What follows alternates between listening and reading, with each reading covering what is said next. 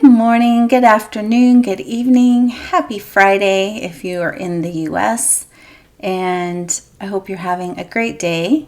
Today we're covering part 2 in our new series on the southern kingdom of Judah. And if you're new, if this is the first video you're seeing today, it would be great. We did the first series on the northern kingdom of Israel, and you might want to check that out first, or at the very least go. I will try to remember to link the video for part 1 of the Kingdom of Judah series that we did last week, and that way that you have some context. Okay, so we have a lot to discuss today, but we always do, don't we? All right, we'll see you soon.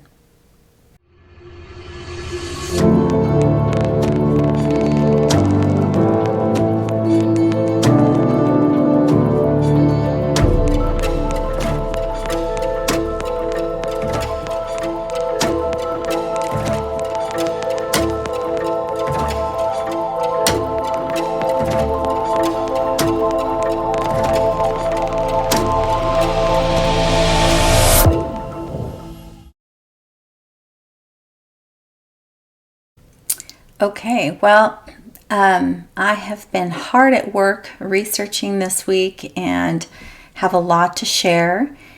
This is going to be very interesting. So just in case, some of you are going to be leaving comments or messaging, I'll just put you out of your misery. I won't leave you in suspense. We are going to be covering, today we're going to cover where the Judeans went, those that survived.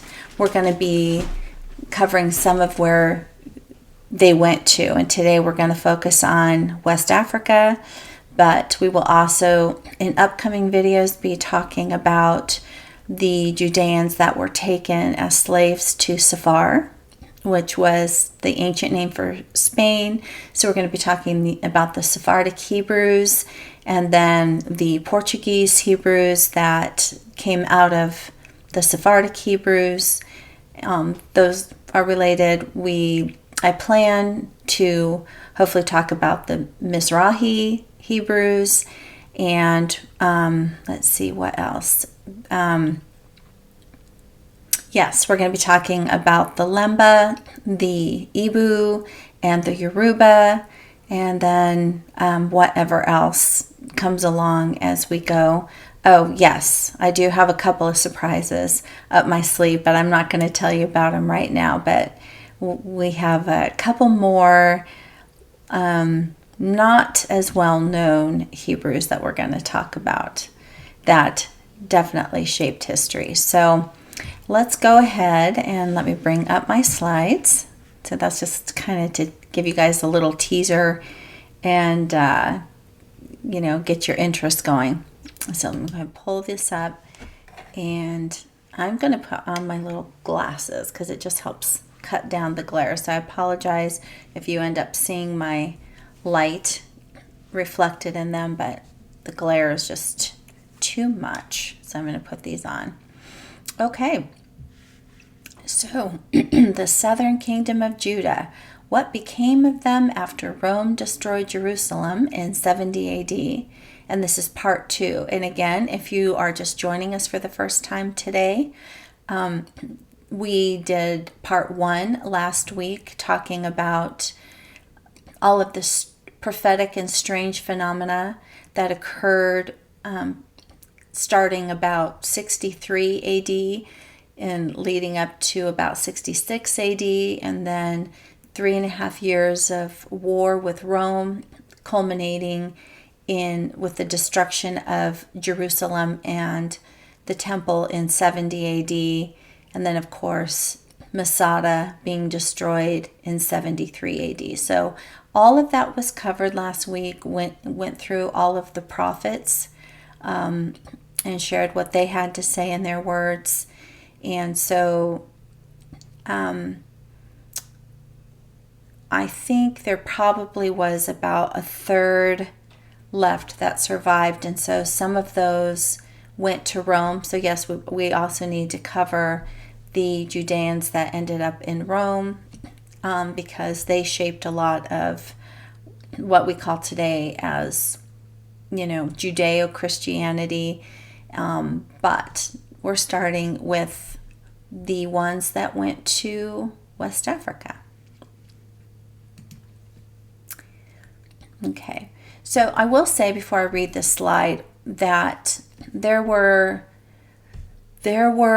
Judeans, Judean Hebrews that saw the writing on the wall. Again, there was that strange phenomena that occurred, and I'm not going to go over that again. You can go back and review part 1. But the ones that had eyes to see and that paid attention to the prophecies given by the prophets, when they saw that strange phenomenon that occurred in the skies above Jerusalem and everything that was going on, a lot of them left. A lot of them did not wait for the destruction of Rome to get out. And then there again was 3.5 years of war with Rome, different skirmishes in different places, before it actually came to Jerusalem. And the discerning ones understood what all this meant, and they fled. And many of them, I'm sure they fled to different places, but many of them fled to Africa, because there is a history of fleeing to Africa because they blend in there, right? But many of them went to West and Southwest Africa on their own, not waiting to the very end, destruction to go. But author and historian Rudolph R. Windsor published a book entitled Babylon, or From Babylon to Timbuktu, and on page 120 he relates the black Jews or Judeans. I put that in parentheses because they're not Jews. They're Hebrew Judeans who migrated to the Sudan from the north, converged with the Judeans migrating from the eastern Sudan to the countries of the Niger River. There is much proof, and still much more to be revealed by scholars, that there existed prior to the slave trade and subsequent to it many tribes, colonies, and kingdoms in West Africa. And so I'm just putting that in here. Just a copyright disclaimer for fair use purposes.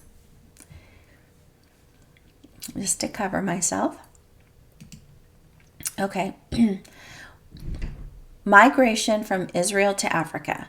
When the Romans began invading Israel in 67 AD, it prompted thousands of Judeans to escape. It is said that between the time periods of Pompey, the Emperor Pompey, and Julius Caesar, about 1 million Judeans fled from the kingdom of Judah. What is not widely known is that thousands fled to where they always went when they needed to hide out, Africa.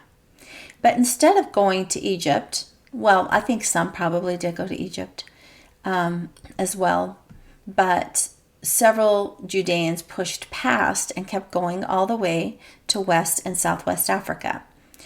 In his book, The Great Roman Jewish War, 66 to 70 AD, book 7, Josephus wrote that many of the inhabitants of Jerusalem and Judea fled to Africa to escape slaughter by the Romans.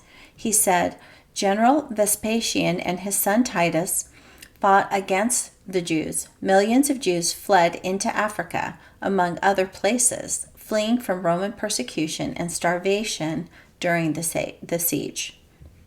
And we learned all about that last week, about the siege. There was pestilence that started, which caused a famine, and then there was, outside of Jerusalem, but then there was, the Romans created a siege in Jerusalem, and so no food and water could get in, and so that caused a famine and starvation inside Jerusalem. U.S. Congressman and author Dr. Elias Boudinot. Now, we read from him when we did a lot from our Kingdom of our Northern Kingdom of Israel series that we did, because I used quite a few quotes from his book, A Star in the West, which was first published in 1816. And on pages 37 to 38, he said, the Tartar chiefs are called Morsois, very like Moises, as Moses is called by the ancients. The Tartars boast their descent from the Israelites, and the famous Tamerlane took a pride in declaring that he descended from the tribe of Dan. For those of you who don't know, Tamerlane was one of the Mongol Khans. And it says the tribes of Judah and Benjamin, he says, are dispersed in the western and southern parts of Asia and Africa. So just look at that for a sec. I mean, I skipped a few in there just because it's wordy and I didn't want to confuse you. But he published this book, which means he wrote it, sometime before that. So as of 1816 or before, they knew, it was widely known where the northern tribes went, right? We tracked them into Tartaria, which was Scythia before Tartaria, right? And then into the Americas. But they knew, as of this time as well, that the tribes of Judah and Benjamin dispersed into the western and southern parts of Asia and Africa. Okay, George E. Lichtblau, author of Jewish Roots in Africa, wrote the following regarding the Hebrew dispersion into Africa. He says, pressed under sweeping regional conflicts, Judeans settled as traders and warriors in Yemen, the Horn of Africa, Egypt, the Kingdom of Cush and Nubia, North African Punic settlements such as Carthage and Volubilis, and areas now covered by Mauritania. More migrants followed these early Judean settlers to northern Africa. In 2016, a French Jewish filmmaker named Laurent Gavron made a film titled Black Jews, The Roots of an Olive Tree. It documents Hebrew tribes in Africa. What inspired Gavron to make the film was a book written by Edith Bruder called The Black Jews of Africa, History, Identity, Religion. And the author, Edith Bruder, writes, in sub-Saharan Africa, you can find Judaic tribes in Ghana, Nigeria, Mali, Uganda, Cameroon, South Africa, Zimbabwe, and even in the São Tomé and other countries. Bruder said, many of the black Hebrew tribes that were documented in the film claimed that their ancestors migrated from Israel and Yemen. Then, these West African countries that have Hebrew communities are the same countries that black Americans were kidnapped from during the Atlantic slave trade. Okay, now I found this map in a book on archive.org, and I'm going to be covering more from the book next week. And so I'll come back and reference, but this map was in the book. But I want us to look at the book. It's a very, very interesting map. And so, of course, I took screenshots of it so that we could focus on each area at a time. Well, I guess I did put it in there. Yay me. So the book is called The Lost Tribes, a Myth. The Lost Tribes, a Myth, Suggestions Towards Rewriting Hebrew History. And so the author took great pains to show all of, And again, I haven't read the book yet, but I just kind of was glancing through, and it just seems to be trying to say that the lost tribes is a myth, meaning none of them were lost. I mean, we proved that with the northern tribe, because just by looking in the extra biblical books, or the Apocrypha books of Tobit and 2nd Esdras, we were able to follow where they went, right? And so I think at least at first glance, this author is trying to say the same thing, that they're not lost. They've been under our nose the entire time, because this author, whether he did the map himself or he found the map, he very clearly shows that all of these places in red are Judean communities, okay? And so, wait, let me go back here. What did I do? Yes. So I want to show up at the top. If you can see at the very top, it says Spain, and then Tarshish. It says Tarshish or Minoan colonies. And we'll come back to that Minoan colonies in a little bit. And then so we're looking at kind of northwest on the map. Okay. And then coming down from that, to the left, it says medieval Jewish kingdom of Kamnuri, okay, and then that's where I've got that one blue arrow pointing, and then the upper blue arrow pointing down, it says the Jewish kingdom of Granada, and it says see the note at the end of this sheet, which I will put up, and then in the blue box, we have a country called Lamlam, and it says Lamlam once a Jewish colony. And again, don't get tripped up on Jewish. These are not the Jewish colonies as we know the Jewish people today. These are Hebrew or Judean colonies. Okay, so just keep that in mind. And then you can see to the right of Lamlam, I'm just trying to do like place names to keep us, so where we know where we are in relation to Timbuktu. So Lamlam is to the west of Timbuktu. And then you can see where the brief outline where it says Mar, which that would be Mauritania. And then below that we have Senegambia. Okay. And then I had accidentally kind of cut off the wording. So I made a screenshot of that to the left. And it just says that Senegambia, it says Judeo organism or Judeo somethingism, right? Okay, so let's move on. And then here you can see the Sahara Desert, and then I didn't underline it, but Timbuktu is to the left here, and so everything else is to the right of Timbuktu. And so it says Gogo.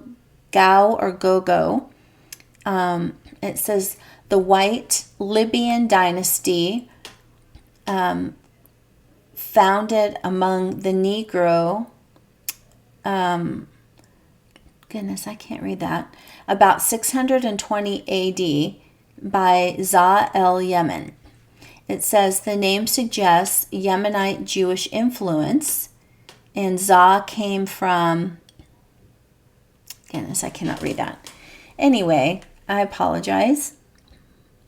You might want to go ahead and take screenshots of these so that you can then, make them bigger to read them. But at the bottom of the map, it says Yemen Jews and Falashas, Berber, Moorish, and Negro Jews. It says the names in red in the northern Sahara are oases in which some Berber Judaism survives. It is estimated about 15,000 Judeans are scattered through the interior.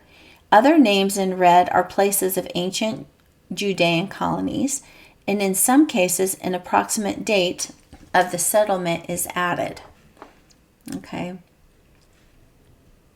Now, many of the Berbers became Muslim, but it looks like that there are some Berber colonies that practiced the Mosaic religion and were Judean. Now, whether they were started out Judean or whether they were converted, it's not known.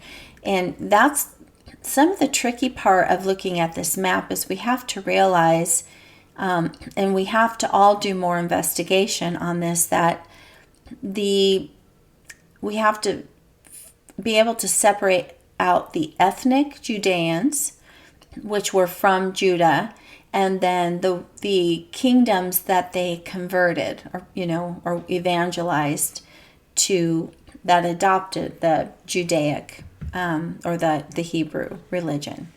Okay. Now, I found this interesting. This is that thing that said the Minoan Philistines. And it says the Minoan Philistines, the compilers of Genesis 10, chapter 10, verse 14, knew that Pelishtim and other Cretans were in oasis strongholds. And then it just says Kashim, because something about, I think equator is over one of those words, I can't see. But it says that Kashim, out of which came Pelishtim, and Kaphtorim. So those, I believe, are listed under Cam's descendants. I just don't remember which one of his sons. It says, it is not possible on so small a map to show all of the surviving Pelishtim communities. But it's interesting that it's linking the Minoans with the Philistines. So that certainly seems a mystery. Now, where the red arrows are pointing, it says present population driven from their something by Muslim propagandism after long traffic with coast from Carthage to Alexandria through Berber intermediaries. And then it says Old Phoenician ? Minoan ? Ornaments still found. And so here we've got the kingdom. You see, we've got Liberia, and then we've got the Ashanti, and then it says Jewish traces there. And then we have also the kingdom of Dahomey, and then you can see that in Dahomey we've got, it says Jews there. And then also in Beni Ephraim, which is to the right of Dahomey, and right above where it says the Gold Coast slave trade, it says Beni Ephraim. And then what I found very interesting is in the upper right corner, if you guys can see that, it says Levite cities. So I'm not sure what that area is, but the Cameroon is below it, and it says both of those are labeled Levite cities. Okay, and then we have in the lower right corner near Gabon, okay, to the left of that, do you guys see that's where the San Tome Judeans were, right there?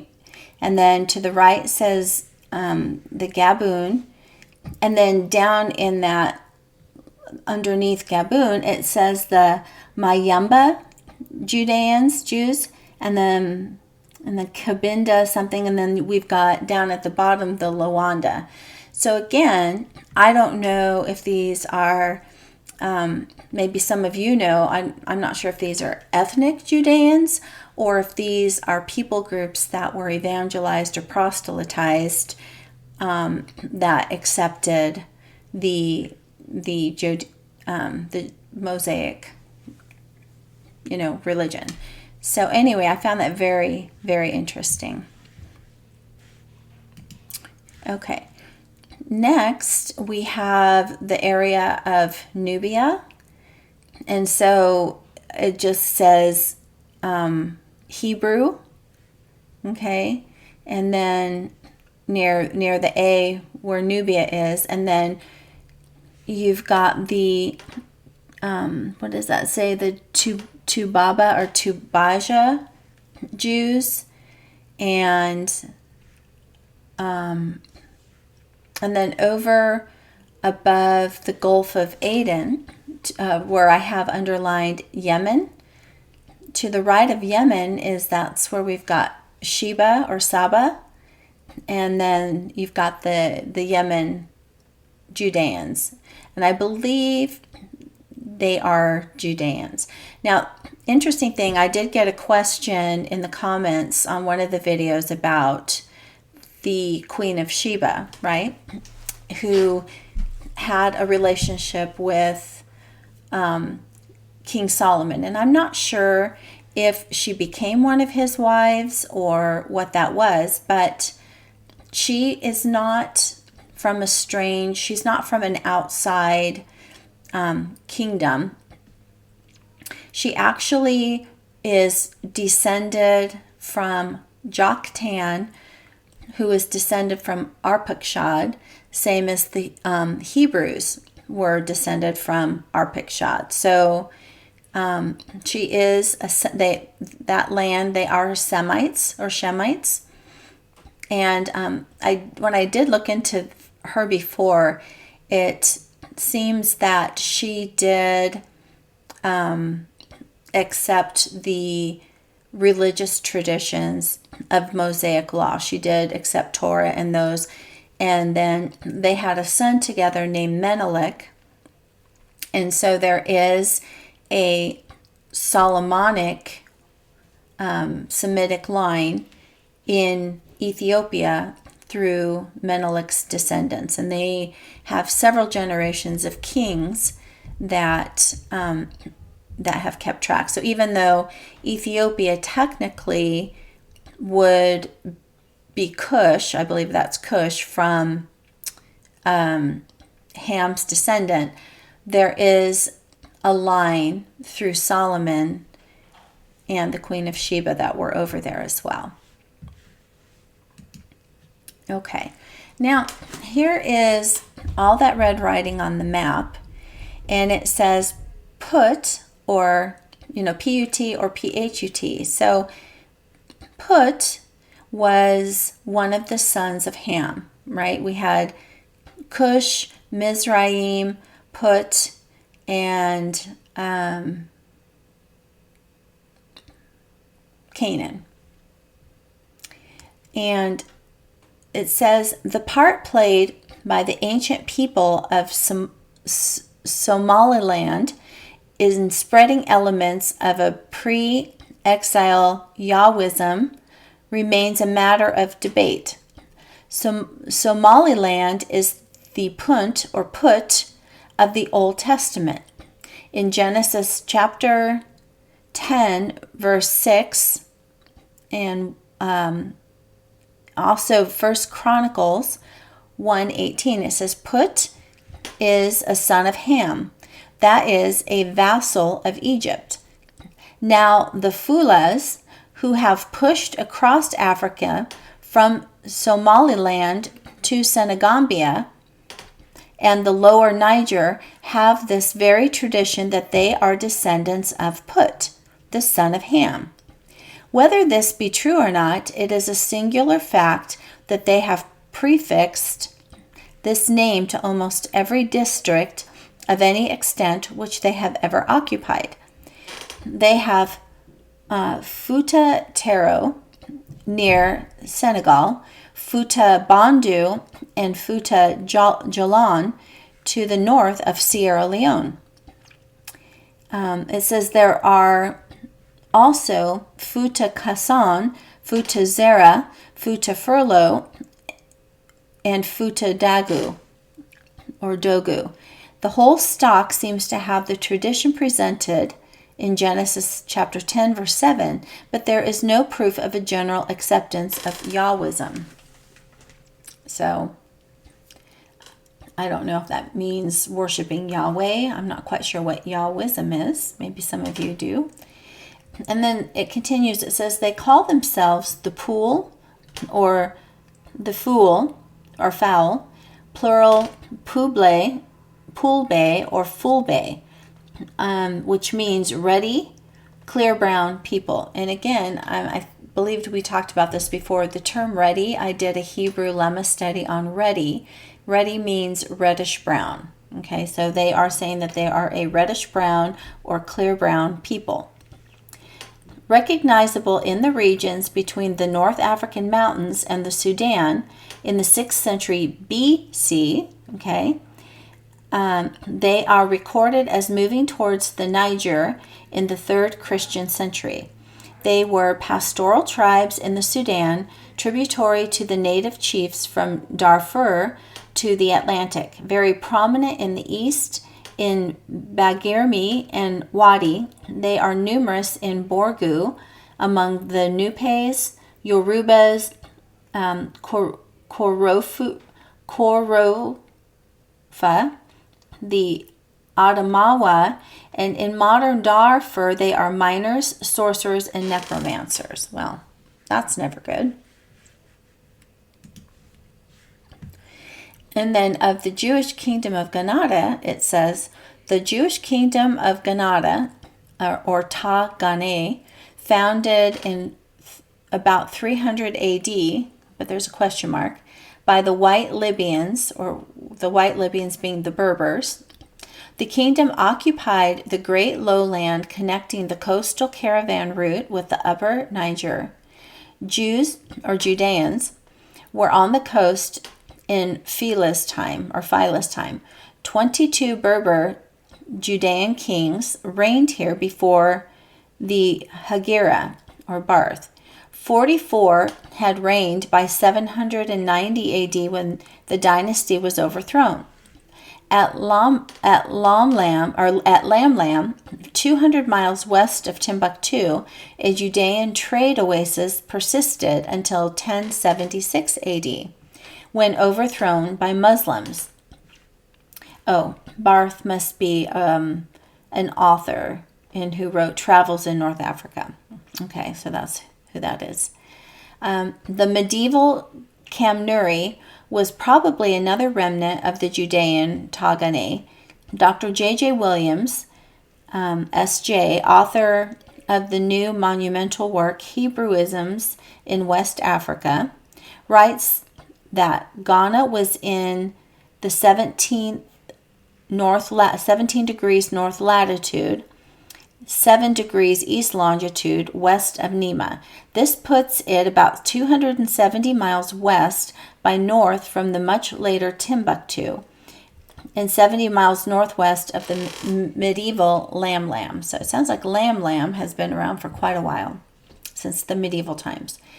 And then it says the original red race has mixed largely with Negroes and whites. So that makes me wonder, and you guys feel free to drop a comment, but who's the red race? Are we talking about Esau? Because a few months ago, Benaiah Israel dropped a video on the tribes of Esau in Africa. So I hear so many people talking about the white Edomites, Like, you guys need to realize that not all Edomites, not all descendants of Esau are white. There is quite a large contingent, according to Benaiah Israel, in Africa. So, and they look black or brownish black. Okay. So this says the original red race has mixed largely with Negroes and whites. Since their cattle are the Zebus, or Indian humped cattle of the Upper Nile and Somaliland, Edward Neville thinks them a branch of the Phoenicians, or Redskins, who came from the Persian Gulf by way of South Arabia. Okay, so Phoenicians obviously are Canaanites. So maybe they're not Esau, but he thinks they may be Canaanites from the Phoenicians. They did not begin accepting Islam until the 13th and 14th centuries.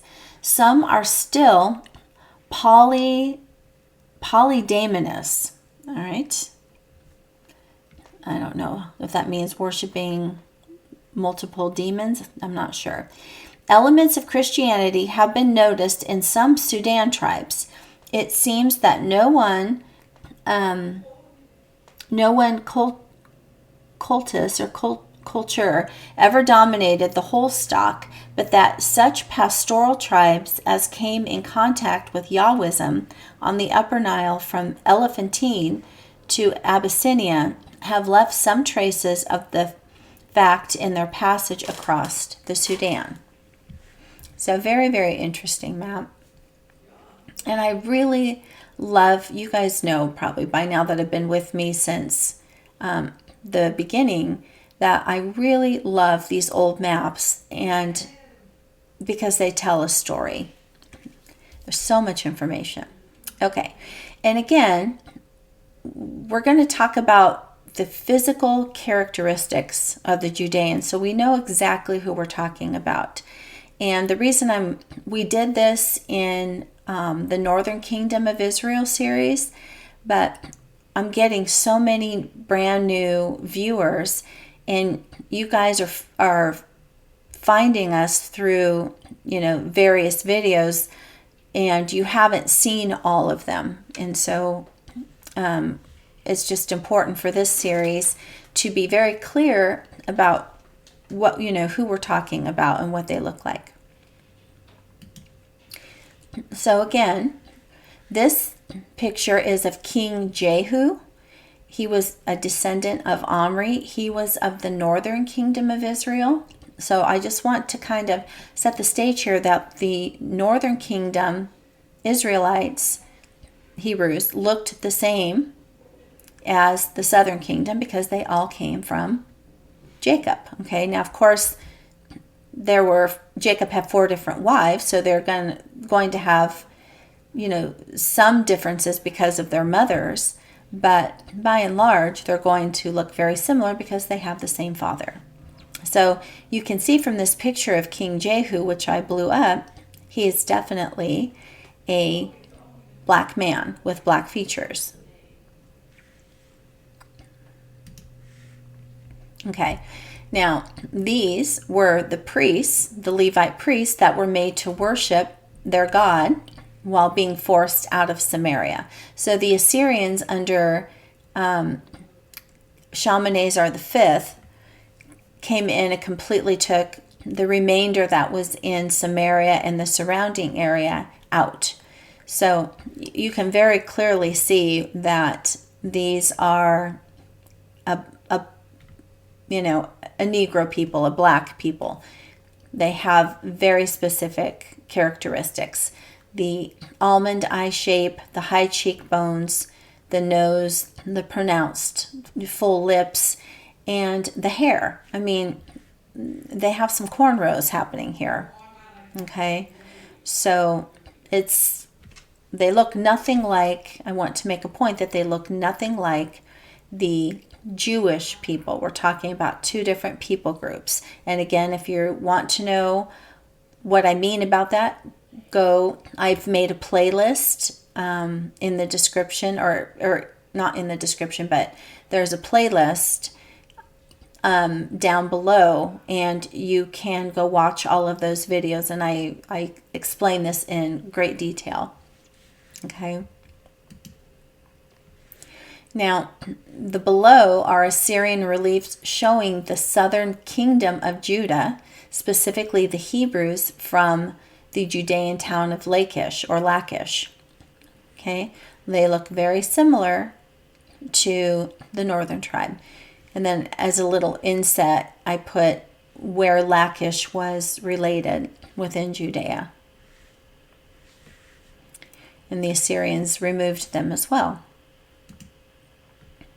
Okay, now it's always good to try to back up our proofs with Scripture whenever we can. So let's see how Scripture describes the Hebrews.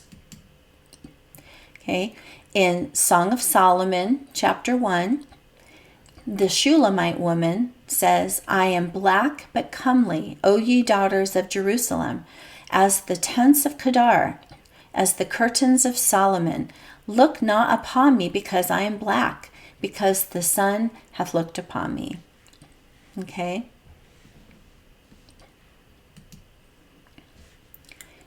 And then as an adult, Moses was mistaken for an Egyptian.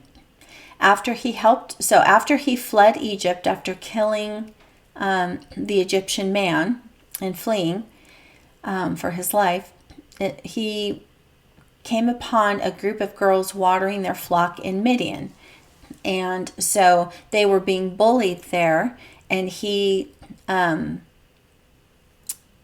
helped them, came to their aid, and then helped them water their flock.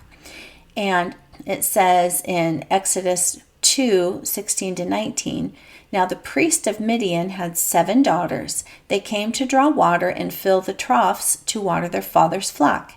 Then some shepherds arrived and drove them away, but Moses came to their rescue and watered their flock.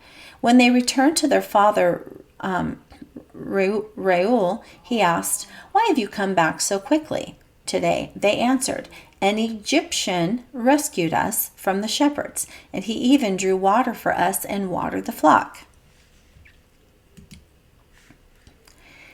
In the New Testament book of Acts, Paul entered the temple in Jerusalem to preach. Some Judeans from the province of Asia saw him in the temple and began to stir up the whole crowd against him. They seized him and dragged him out of the temple, about to kill him. The commander of the Roman regiment intervened and took Paul into custody. And Scripture tells us, as he was about to be brought into the barracks, Paul said to the commander, am I allowed to say something to you? And he, the Roman commander, replied, you know how to speak Greek? Aren't you that Egyptian who started a revolt some time ago and led 4,000 men of the assassins into the wilderness? And Paul said, I am a Judean man from Tarsus of Sicilia, Sicilia, a citizen of an important city. Now I ask you, let me speak to the people. Okay, so I probably have read that passage several times, but until I had the context of who the Hebrews were, I didn't understand that, as well as the Shulamite woman.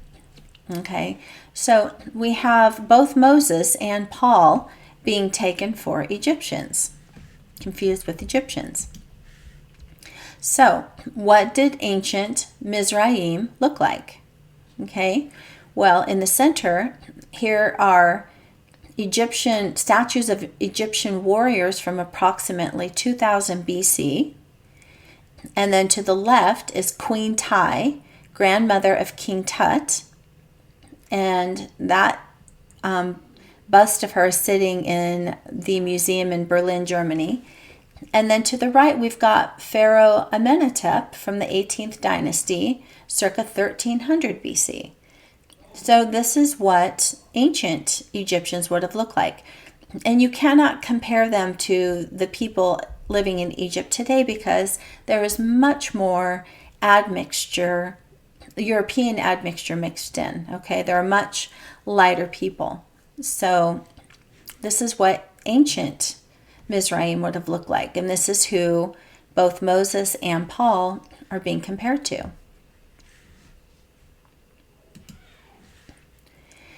And then in the New Testament, the book of Matthew records an account where Joseph, the husband of Mary, was visited by an angel that told him to take the mother and child, which was Messiah, and flee to Egypt because Herod was going to kill all the baby boys aged 2 and younger. It says, after they were gone, an angel of the Most High appeared to Joseph in a dream, saying, get up, take the child and his mother, flee to Egypt, and stay there until I tell you, for Herod is about to search for the child to kill him." So he got up, took the child and his mother during the night, and escaped to Egypt. He stayed there until Herod's death, so that what was spoken by the Most High through the prophet might be fulfilled. "Out of Egypt I called my son." And that's Matthew 2:13-15. Okay. And again, let me see. Let me move myself over here. There we go. Here is the genealogy of Shem's sons. Okay, so Shem is where we get the term Semitic. Shem, Sem means Semitic, and this means people, or it means his descendants, which became nations in their own right, that descend from him. Okay, so we've got Shem and Shem's wife, and then their sons were Elam, Asher, Arpachshad, Lud, and Aram. And then from Elam we get the Elamites, which then I believe mixed in with the Persians, okay? And I think maybe the Iranians. Please forgive me if I have this mixed up, but I thought that perhaps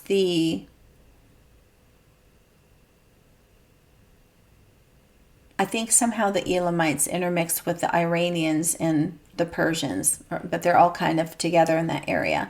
And then Ashur, this is where the Assyrians came from. So even though the Assyrians were conquering and taking the Hebrew Israelites, both from the northern kingdom and the southern kingdom, and removing them, they are still related, cousins. And they are a Semitic people. And then, of course, Arpachshad, you have the Chaldeans and the Babylonians, and then all of these descendants that come. And then Joktan, who is not mentioned here, was a brother, I believe, to, was he descended from Eber? He might be a brother to Peleg, perhaps. Again, forgive me if I've got that messed up, but I do know that Joktan did come from Arpachshad, and then like Ophir, Havilah, and Sheba come from Joktan, which came from Arpachshad. So they are also Semitic people. And then we have Lud and Aram. Okay, so let's look at what some of those people groups look like. Okay, so below is a relief carving of the Assyrian king Esarhaddon. He's in the lower left corner. Okay, obvious that he is a black man, dark, melanated man with features.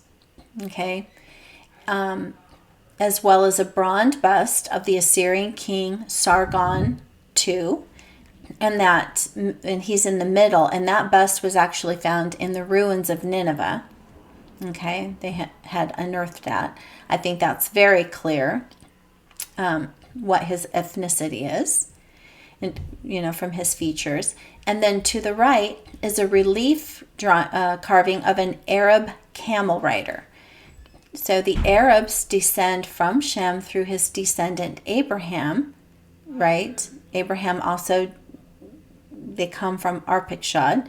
So remember, Abraham had relations with Hagar, and Ishmael was the first son, and he was 13 years older than Isaac. So he was 13 when Isaac was born. So you can clearly see from that right corner what the Arab camel riders look like. So people ask me a lot about the Middle East, right?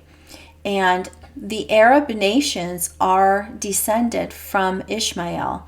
But again, they look much different, and they are much lighter complexioned than because of the European admixture over the centuries. But back during this time, they would have looked more like black individuals. Okay, and you can see that this camel rider has locks as well. So when you look at the people groups we have today, like the Egyptians, or like the Middle Easterners, whatever, they are much more diluted with European admixture than what they would have been previously. Okay, now these are Assyrian relief carvings showing the Elamites being taken into captivity during the reign of Ashurbanipal, king of Assyria, who reigned from 669 to 631 BC. So it says, while we cannot tell their skin color, we can see that their hair and beards look beaded, as in the picture. I don't know if you guys remember the Elamite archers from the other series. And so you can see they look very similar to the Hebrews that were taken into captivity. And then let's see what they look like today. So it says, let's examine photos of modern day Elamite people, showing the variation of their skin color among the variations we see that all are of a dark color and not white. Okay, and again, the Elamites were cousins to the Hebrew Israelites, so they are also a Semitic people and would have most likely been similar in color and features, such as the shape of the eye and the high cheekbones, the broad nose, and the full lips. Okay, so all of these pictures here are Elamites. So we can see they're all related to each other through Shem, so they're all Semitic, and they all have similar features and coloring. Okay, and then looking to this map, I thought y'all would find this very interesting. So it says, to the right is a map and a descriptive key showing the Israelite migrations into North Africa over the centuries. So this is definitely one I think you want to take a screenshot of and look at. And then below is kind of like a descriptive key. So on the map, it says North Africa and Israelite migration. So you can see on the map, they've got numbers, and you can see where the migrations from Israel, right, or where we believe the land of Israel to be. And you can see where all they migrated to, which is very similar to that first map that I put up at the beginning. And then it says in the legend, the map legend below, it says, the true Israelites were scattered in all directions. The slaves that were brought to America are descendants of those Israelites that were dispersed into Africa many, many years ago. And the author of this said about 2,500 years ago. And so the first dispersion, number one, is Cyrene in 125 AD. It says Israelites attempt to establish a Hebrew African empire in Cyrene. Roman suppression forces further Israelite migration into Africa. Number two is Elephantine, which we saw on that other map as well. It says 600 BC, Israelites establish a garrison. And it says 70 AD, Romans conquer and enslave over 100,000 Israelites. Number three is the Tamantit. It says Ottoman Muslims destroy a 1,000-year-old Hebrew settlement. And then, of course, Ethiopia, 955 BC. Menelik, so remember I said the son of Solomon and the Queen of Sheba. It says Menelik, son of Solomon and Queen of Sheba, establishes an Israelite dynasty that has lasted almost 3,000 years. It's still going on. They still have a king on the throne.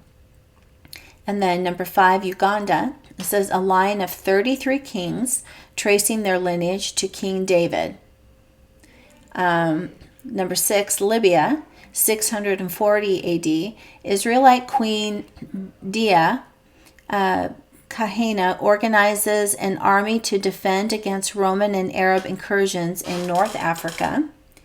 Number seven, Kazembe. It says 1831 AD. Semitic Afrikaans whose king wears the mitre head wrap resembling that of the Israelite high priest. And then number 8, Marrakesh, 1000 AD to 1500 AD, Hebrews allowed to practice the Torah during this Islamic period. And then number 9 is Tangier, 1150 AD, Israelite sanctuary established by Beni Musa, or the sons of Moses. So I'm wondering if that's where we saw on the other map where it says the Levite towns. So I'm wondering if that's linked to that. Because it says Israelite sanctuary established by the sons of Moses. And then number 10, it says Kamnura, medieval Hebrew state north of the Senegal River. And number 11 is Ghana, 300 AD, Hebrew dynasty established by Za el-Yemeni, lasts about 1,000 years, finally known as the Songhay Empire. Number 12 are the Lam, 12th century Hebrew kingdom, 200 miles east of Timbuktu. And then we saw on the other map that they are known as a medieval kingdom, right? And then 13 is the Niger River, circa 1850 AD, 7 princes descending from the kings of the ancient Israelites. Something about the Fatasi tradition. So there is that. Okay, you guys, that is going to be a wrap for today. And I want to stop here because in the next video, I want to get into some of the old books. A lot of you guys know I love, love, love the old books. And so I didn't want to start that section and then have to interrupt. So we're going to, at the next video, we're going to dig into some of those old books and hear what they have to say about our Hebrew Israelites in Africa and kind of what was some of the goings on at the time. So I hope you enjoyed this video, a little bit shorter than some of the other ones, but I think I'm hoping, my plan is to get the next video out a little bit quicker and just kind of continue on the thread that we're on. But thank you as always for taking time out of your busy schedules to come and watch these videos, and I hope you're learning a lot, and some of it maybe, just a refreshment of things you already know. And feel free to, drop comments down below if you have tidbits to add to anything that we went over today. So thank you guys, and I pray you have a blessed week, and we will continue very, very soon. Take care.